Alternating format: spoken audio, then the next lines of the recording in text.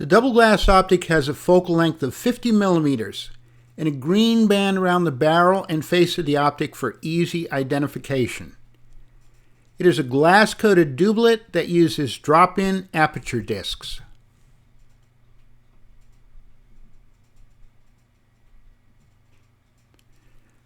The optic is compatible with the following Lensbaby bodies: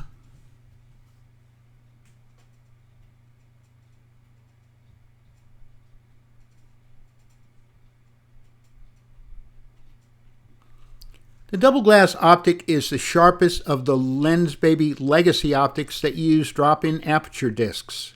However, the edge, sweep, and twist optics are slightly sharper due to the fact that these optics have more glass elements. The double glass optic works well in a wide variety of lighting scenarios. You won't get the edge-to-edge sharpness that a conventional prime lens gives you, but you will get a very pleasing image with a tack-sharp sweet spot of focus.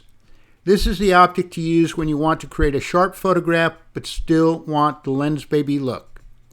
The double glass optic is suited for the following subject matter: landscapes. The double glass optic renders landscapes with wonderfully sharp details in the sweet spot of focus. Use a small aperture disc when you want a large sweet spot of focus with lots of detail. The wide angle and super wide angle attachments are also useful when photographing landscapes with this optic. Nature. The double glass optic is ideally suited for photographing flowers and trees. Use the Legacy Macro +4 filter with the optic to photograph details such as tree bark and fallen leaves, or a little squiggly thing like this object I found when photographing at Babcock Webb. People and pets. The double glass optic gives you great results when you photograph your two-legged and four-legged friends. However, if you're photographing portraits, the single glass or soft focus optic does a better job, especially with older subjects that have character lines. Gives you a softer image. Sports. The double glass optic is ideally suited for photographing sports such as automobile racing.